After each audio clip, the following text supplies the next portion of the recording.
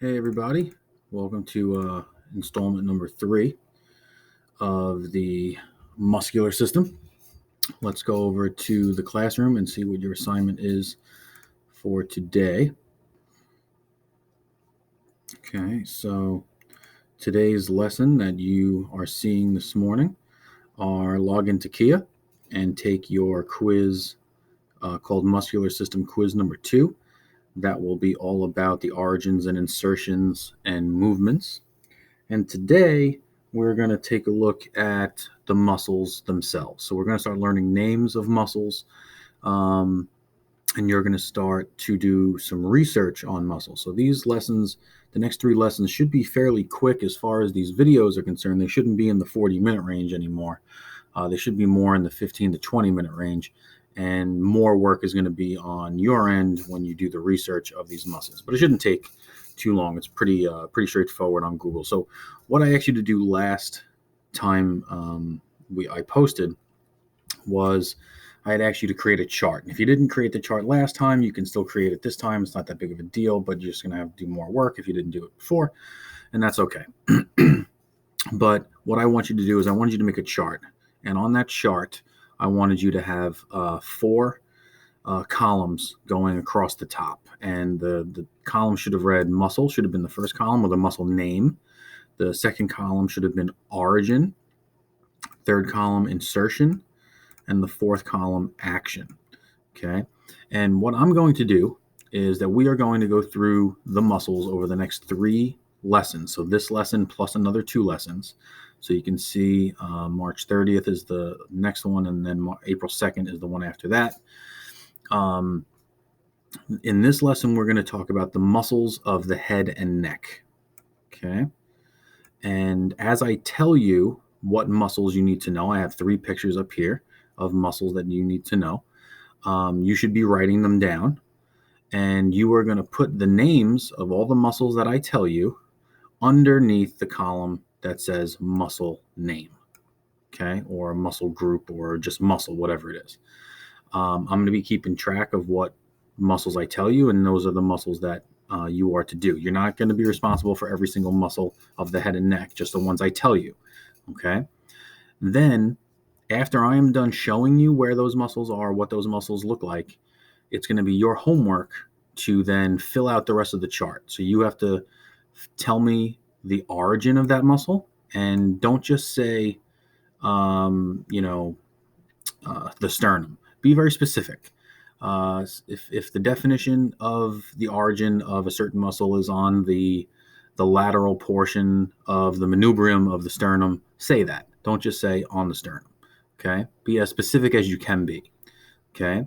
Same thing goes for insertion. You're going to tell me the insertion of that muscle, and then you're going to tell me the action. What does that muscle do? So the action should have the terms. You should use the terms that we learned here in your previous assignment in order for you to describe the action in this particular chart, right?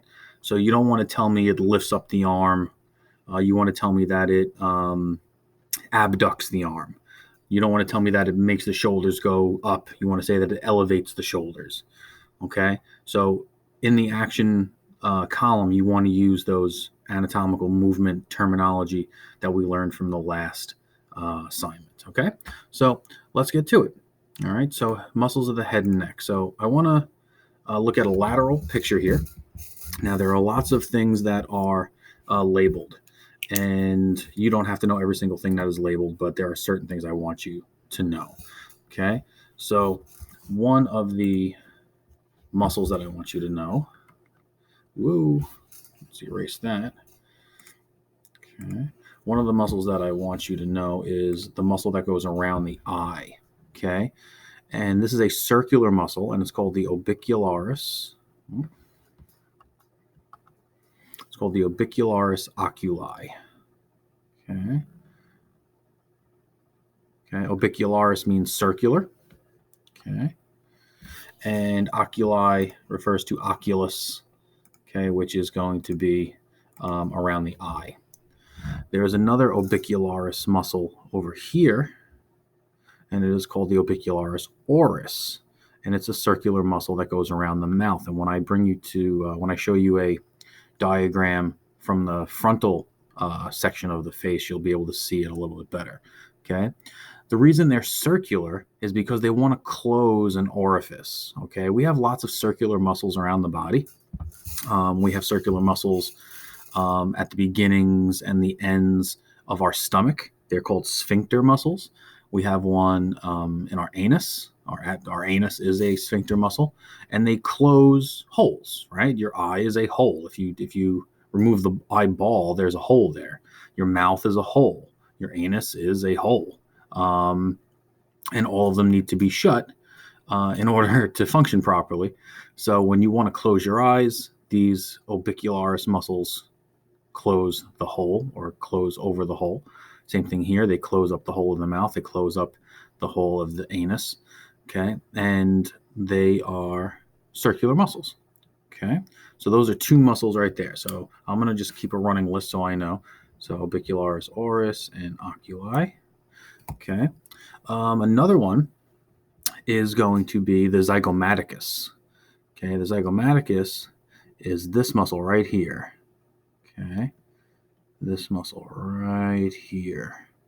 And that muscle is going to be one of the muscles that helps you to make facial expressions. It's going to help pull your lips backwards. Okay. It's going to help you smile, give certain facial expressions. Also going to help you chew a little bit. Okay. And there are two of them. We don't need to know the minor and the major one. We just need to know the zygomaticus in general. Okay. Then we want to know this big cheek muscle right here. Okay. This big cheek muscle is called the masseter. And the masseter is a muscle of mastication. Okay. I know that sounds like another word, and I'm sure a lot of you are giggling, but the term masticate means to chew. Okay. Masticate. And you have muscles of mastication. Muscles of mastications are muscles that help bring your jaw up. Okay. Your jaw, when you open your jaw, kind of gravity kind of allows your jaw to open, but you need to pull your jaw upwards with force, right? You need bite pressure. So the origin of the masseter is going to be over here on the zygomatic bone, and the insertion is going to be down here on the mandible somewhere. Okay. And like we said before, the muscles always contract towards their origin. Okay. And the origin is going to be here because that's the immovable portion, and the insertion is here because that's the movable portion, right?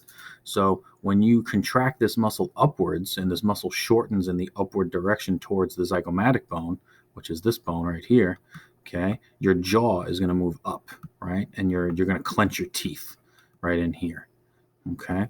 So that's the masseter muscle, and that's going to help you chew or masticate, okay? Another muscle that's going to help you do that is called the temporalis muscle. Okay, and the temporalis is on your temporal bone right here. That's the origin.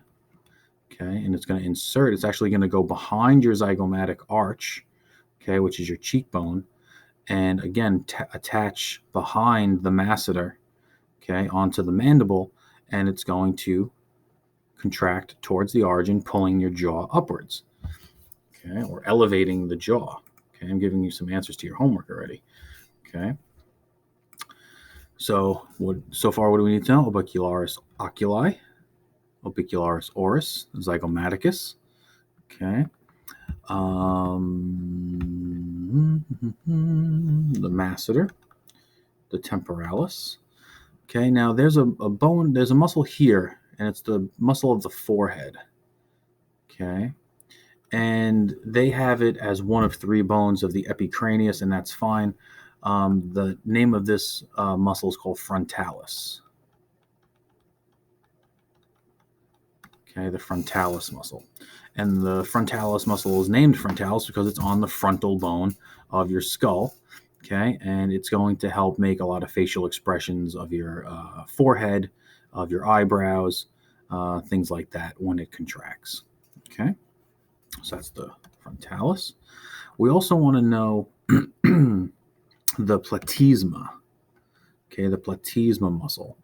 Okay, and the platysma is attached to your face at the bottom of your chin, and it spans all the way down to your clavicle your collarbone, okay, and over onto your shoulder, okay.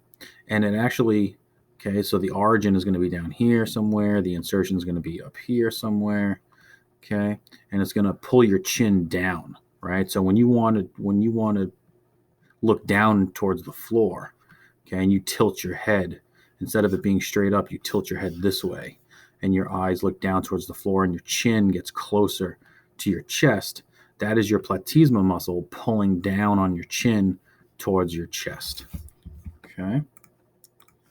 The last one I think we want to know for this particular view is the sternocleidomastoid muscle. Okay, sterno means your sternum. Okay, cleido means your clavicle, and mastoid refers to the mastoid process on your skull. Remember, your mastoid process is this little bump over here. Okay, and that little bump is the attachment point for the insertion of the sternocleidomastoid. Okay, so this muscle is very large, and it's actually covered up by the platysma in this view. I'm going to show you a different view where you can see that a little better when the platysma is kind of taken off.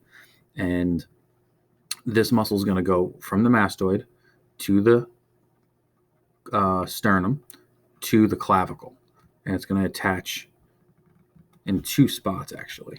Okay, it's going to attach in two different spots. Okay, so you can have the mastoid area, the sternocleidomastoid. Okay, and when this contracts, it contracts to the origin. The origin's down here, the insertion's up here because this is the part that's moving, and it's going to contract towards its origin, which is going to pull the back of the head closer to the shoulder, which is going to make your eyes, which are pointing this way, point up. Okay, it's going to tilt your head backwards and make your eyes point up to the sky. Okay. Also, if you contract one of them, like this is the left sternocleidomastoid, it'll make you look up and to the right. Your head will actually go to the right when the left one pulls down. Okay, and the opposite will happen on the right side. Okay. Let's take a tally of how many that is, right? So head and neck. Actually, I forgot one. We don't want to forget this one. The trapezius muscles. Okay, the trapezius muscles are going to be very, very large triangular muscles in the back of your neck and onto your shoulders. Okay, and these trapezius muscles are going to help to elevate your shoulders. Right, they're going to attach to the back of your skull. Okay. And they are going to span across your shoulder laterally, and it's going to go down your spine, down the center of your spine, like a triangle. I'll try to show you a back angle of this in a sec, but let's get a little tally of which ones we need to know so far, right? So we need to know the orbicularis oris, that's oculi, that's 1. The buccinator is 2, zygomatic 3. Did I mention the buccinator? I might not have. Okay, the buccinator. Okay, I just love the way that sounds. It's like if Arnold Schwarzenegger was a muscle, he'd be the buccinator. And the buccinator is going to be this tiny little muscle in your cheek that's going to help masticate as well. All right, so you got your masseter. And if you kind of clench your teeth and just feel the outside of your cheek, you can feel the masseter contracting. It's that little part that bumps out in the base of your jaw. Okay, so you got the buccinator, which is also a muscle mastication. I think on another picture I'm going to show you, you can see that a little better. So orbicularis oris is 4, platysma is 5, frontalis 6, temporalis 7, masseter 8, sternocleidomastoid 9, 10. Okay, so we got 10 muscles of the head and the neck. So your homework should have a chart, and that chart should have 10 muscles, right? So if we were to look at it, it would be muscle name, and you would have 1 through 10, and then you would have the origin, the insertion, and the action. Okay, and you would tell me where it originates. You would tell me the muscle name, where it originates, where it inserts, what it does, right? Then you would write muscle number 2. Okay, 1, 2. You tell me its origin, its insertion, its action. Tell me muscle number 3, origin, insertion, action. That's what you're doing, right? That's your homework tonight. Okay, that's your homework tonight. Whoops, I just hit a button. Let's go back. Okay, so that's your homework tonight. So let's take a look at a different view. Okay, here's a frontal view of the face. Okay, so we can look at the same muscles, but in a different point of view, right? So I don't think I'm going to be adding any more muscles, but I'm going to be looking at them at a different view. So here's the frontalis, like I said before. Here's our frontalis, that muscle in your forehead. Okay, you can see where it begins and ends. Okay, you got your orbicularis oculi going around the eye. Okay, right there. Okay, now here's the zygomaticus, which they broke up into two muscles, the zygomatic minor and major. Okay, the bigger one is the major one, the smaller one is the minor one. That's why they call it major and minor. Okay, but it's going to be on the zygomatic bone here, and it's going to attach to the upper lips or the upper labial area. You have your masseter again. Okay, right over here. You can see that better on another picture I have. Okay, you got your trapezius muscles, which do connect to your clavicle from your back. Okay, you got your sternocleidomastoid here. Okay, sternocleidomastoid right here. You can see it's a very long bone. They took the platysma off, so there's no platysma in this particular picture. Okay, you got your buccinator. Okay, right here, very large muscle right here. Okay, orbicularis oris, and your temporalis, which is on the side. Okay, so we got those from different angles. Let me take a look. One more. Let's do this one real quick. We can see the buccinator a little bit better. Let's see if I can find one of the back of the skull so I can show you the trapezius muscles a little bit better. Okay, let's see. Let's just type in trapezius muscles. There you go.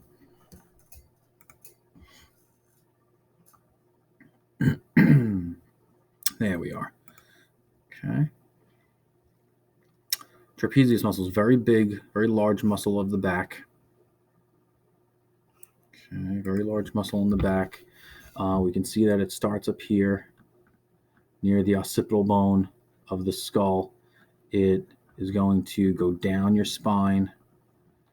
Okay, go down laterally to your shoulder and to the front of your clavicle a very little. Okay, it's going to overlap your scapula. Your scapula is going to be here. Okay, it's going to go right over your scapula. It's going to insert, because the origin is over here on the spine, and it's going to insert on the scapula.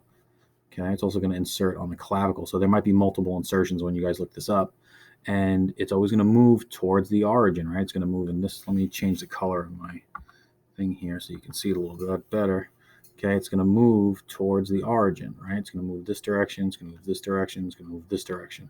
So it can actually move in multiple directions, this muscle, right? A lot of the muscles we've seen just do one action. This one does a whole bunch of different actions because of how big its origin is, right? The larger or the more space that the origin takes up, the more action this can have.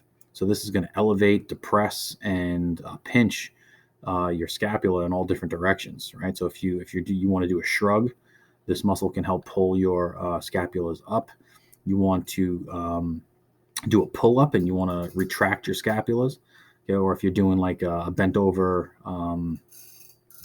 not a curl, but like a bent over row, where you bring your shoulder blades in towards your back, okay? And then there you can also bring, when you do a pull-up, and you bring your arms down, your trapezius can help you do that as well, okay? So I just wanted you to see that. And there's also going to be a matching one on this side, right? There's also going to be a matching trapezius muscle over here on this side. So you have two of them, one on each side. All right, so that's going to do it for this lesson. Make sure that you go back to the classroom, you check your list here, make sure you take your quiz tonight, watch this video, and begin your chart, okay? Then now I'm going to collect 3 different charts. So you're going to hand in a chart with just 10 muscles of the head and neck. Okay, the next lesson is going to be the same homework, okay, but we're going to be doing the muscles of the arm and the torso. Okay, so you're going to hand in a completely different chart, same model chart with the same 4 columns, but you're going to have different muscles in there. You're not going to add to the head and neck ones. That head and neck one's going to be a separate entity all of itself. And then next lesson will be a chart all by itself just for the arms and the torso. And then the next one after that will just be for the legs. So you're eventually going to upload 3 separate charts to me. Okay, so that is your homework. Thanks for listening, and I will see you if you have any questions during the community period times Monday and Thursdays 12:30 to 1:15. Thanks everybody, and have a good night.